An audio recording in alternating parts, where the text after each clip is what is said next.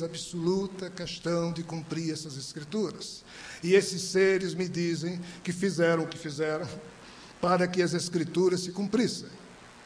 Eu digo, vocês me desculpem, mas não se cumprem. O capítulo 11 do Apocalipse não vai se cumprir por isso que vocês estão fazendo, até porque eu me recuso a esse tipo de papel, etc, etc, etc. E então começou esse grupo a tentar me explicar que, infelizmente, o espírito de João Evangelista, que reencarnou como Chico Xavier, e o espírito de Paulo de Tarso, que reencarnou como João Paulo II, e eu sempre achei que o espírito de Paulo de Tarso era um outro personagem que está encarnado. Esses dois espíritos teriam a incumbência de avisar a volta do Mestre. Porém, devido às circunstâncias da vida e uma série de acontecimentos outros, Chico Xavier, mesmo sabendo de absolutamente todo esse assunto, e algumas pessoas que conviveram com Chico, nosso irmão Alfredo Narras, que teve esse privilégio, sabe disso. Chico sabia disso, mas não pôde, não, por um motivo ou outro, não resolveram falar a respeito do assunto. Desencarnou, logo depois João Paulo II desencarnou. Quando João Paulo II desencarnou, foi que esses seres chegaram para mim no tal dia 10 de abril de 2005, dizendo, olha, você tem que terminar a 7ª trombeta do Apocalipse, porque já se cumpriu tudo do Apocalipse. Eu disse, e cadê as duas testemunhas? Eu não vi ninguém anunciando a chegada de Jesus com aquela força, aquela confusão toda. Tem eu e outros fazendo algum esforço, mas... Aí eu me lembro bem que nesse domingo à noite, eu estava no meu escritório, a TV ligada, mas sem som, e estava passando a CNN, mostrando o corpo de João Paulo II ainda insepulto, e diversas pessoas naquela fila fazendo lá as suas últimas homenagens.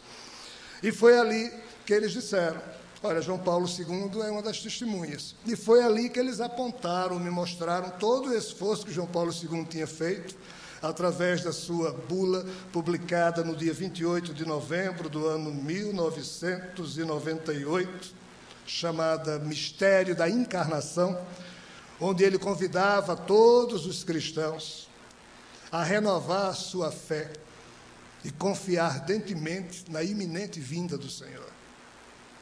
Mostraram também que na última aparição pública que ele fez, no mês de dezembro, antes da sua morte, em 2005, ou seja, no dezembro de 2004, o último discurso que ele conseguiu fazer de motu próprio, ele convidou as 7.000 pessoas que estavam na Praça de São Pedro a confiarem na iminente volta de Jesus, etc. e tal. E foi ali que eles foram me mostrando e pediram para que eu escrevesse a 7ª trombeta do Apocalipse, exatamente para mostrar isso, mas não deixaram claro para mim, em abril de 2005, a outra testemunha, tanto que no livro eu coloco como sendo um grupo de doidos angolanos, portugueses e brasileiros que estavam tentando falar a respeito desse assunto, já que, de fato, foi isso que eu entendi. Porém, qual o problema deles? Eles, segundo o que disseram, precisavam fazer com que algumas reservas entrassem em cena. E um dos reservas, que seria eu, assumisse a carapuça de uma das testemunhas, já que o capítulo 11 diz que as duas testemunhas morrem. Literalmente, são trucidadas pela fera que sobe do abismo. Qual é o problema? Que eu saiba, se isso for verdade, João Paulo II morreu, como diz lá no Nordeste, de morte morrida, ou seja, tranquila. Chico Xavier também morreu de morte morrida, tranquilo. Eles disseram que eu teria, em espírito, me comprometido com eles, a que eles fizessem qualquer coisa que fosse necessário, desde que os objetivos dessa família espiritual, que tenta homenagear o Mestre de alguma forma, fossem então feitos, e para isso eles não prestassem atenção, nenhuma conveniência minha, e foi assim que eles fizeram.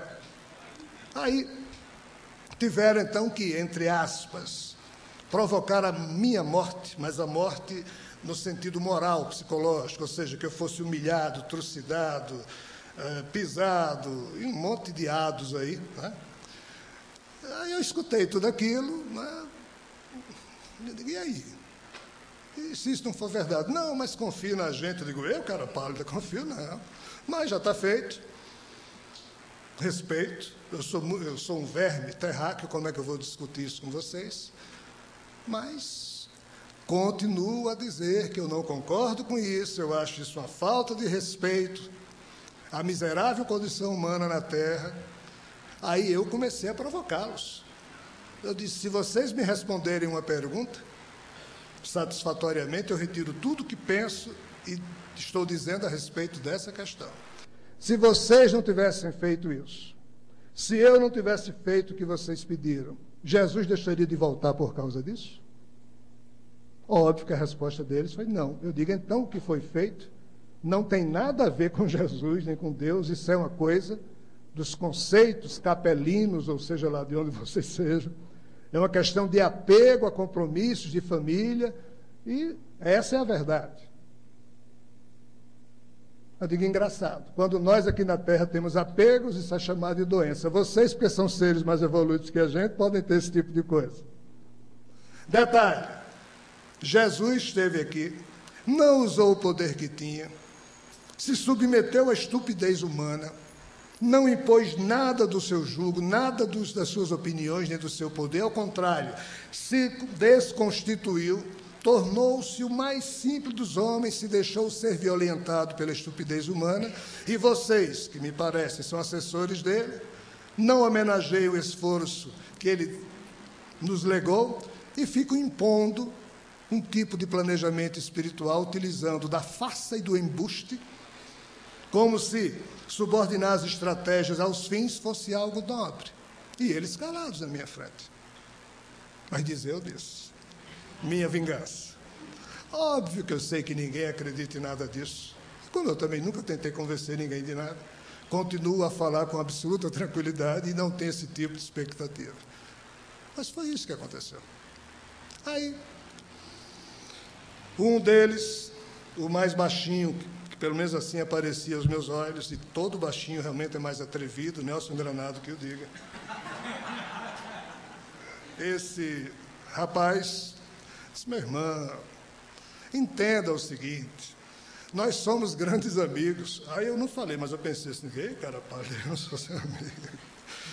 Não é bem você, Rogério, nessa personificação desse corpo. Afinal de contas, daqui a pouco você não vai existir mais, mas seu espírito, que me conhece, porque na hora em que a gente sai do corpo, a nossa mente espiritual tem uma amplitude maior de conhecimento, um outro modo de pensar, um modo mais evoluído, não liga para essas questões do melodrama, do nosso ego, da nossa vaidade aqui na Terra.